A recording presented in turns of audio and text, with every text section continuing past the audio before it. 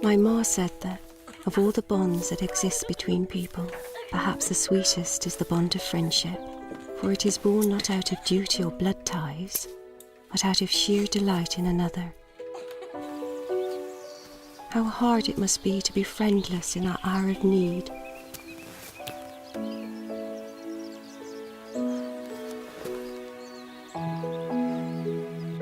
How bitter to be alone at the moment of reckoning.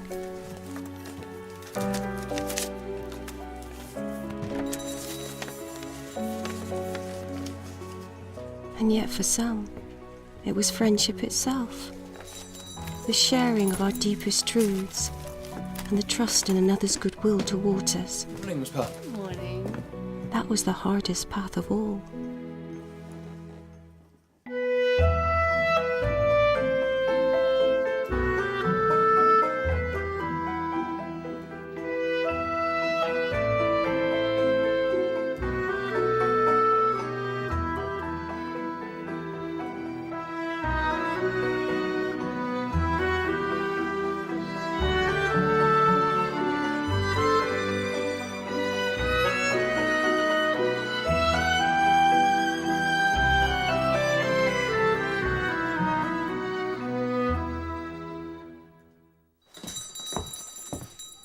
Mum, what's so special about it? It is a kitchen delight, and it is extremely appropriate, for I am thoroughly delighted. It has a hot water boiler and 2 ovens, and these are the dampers and flues for managing the temperature. No, don't touch it. No one is to touch it. I must learn its secrets first. Service! What are you all doing? I have been waiting here for minutes. Is there anything for me? No, Miss Pratt. I'm very sorry. No, you're mistaken. Look again, please.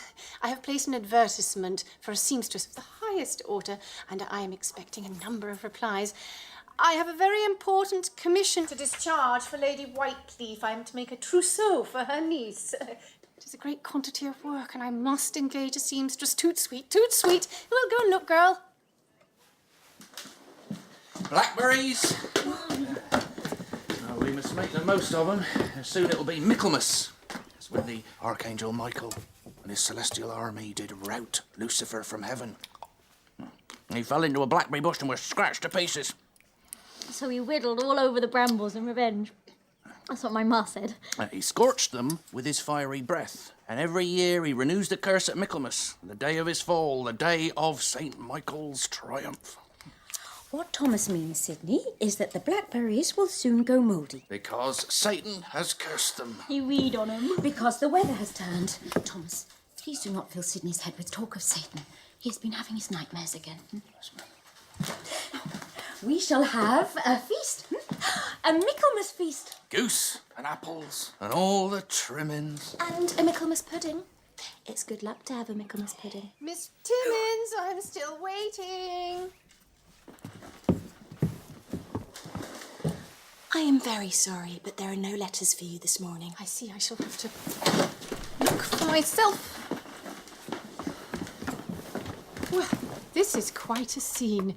Picnicking on blackberries whilst the customer remains ignored. Miss Timmins tells me there are no letters for me, but I say, Miss Lane, that this cannot be so. I regret I cannot magic into existence letters that have not arrived for you. Arrived and been lost. Miss Lane, I have no doubt of it. And lost to this disorder, this chaos. I hope you do not accuse me or my staff of incompetence. It is inconceivable that I should have no replies to my advertisement. And yet we have nothing for you.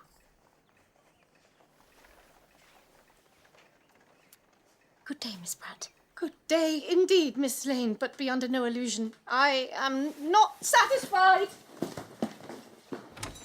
Chaos. Hoity-toity. Let us get back to work. Oh, Thomas, there's a parcel for Mrs. Brown. Thank you, thank you.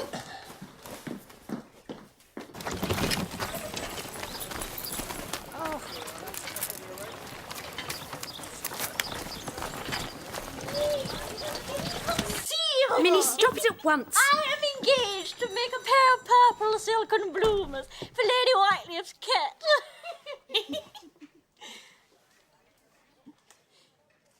Minnie, you will apologise at once. No, Miss Lane, I do not wish to hear any protestations of remorse. I see very well how I am regarded, and it is of no concern to me. I can assure you. You will post this to Miss Ruby for me? Of course, Miss Pratt. There will be no charge.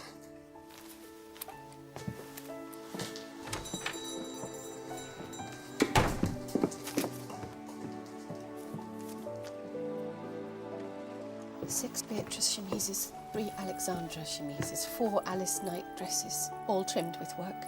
6 Paris long cloth petticoats trimmed, 2 long cloth petticoats trimmed, 1 dressing gown in fine cambric worked, 1 in hair cord plain. It's too much.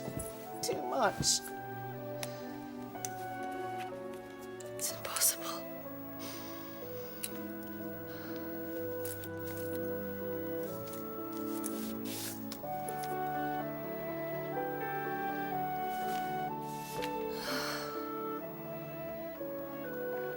How could you leave me, Ruby?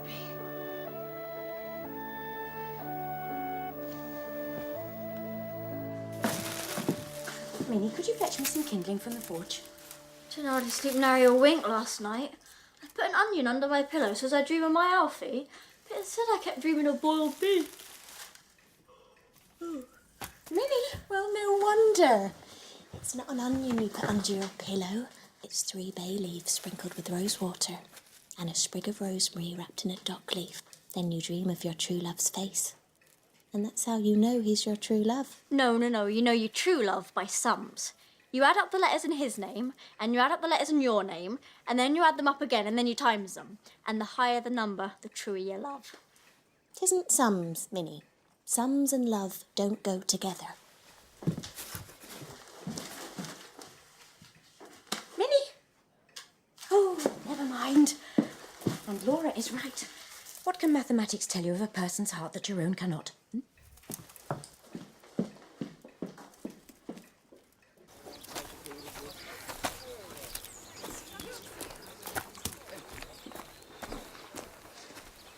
Can I help you? Oh. I was going to ask for the smith. He is on an errand, I'm afraid. Perhaps I can help. I own the forge. I am Miss Lane. You own the forge? Yes. And the post office?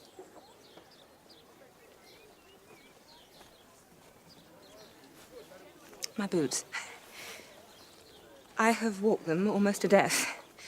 They need a heel line. Of course. May I see?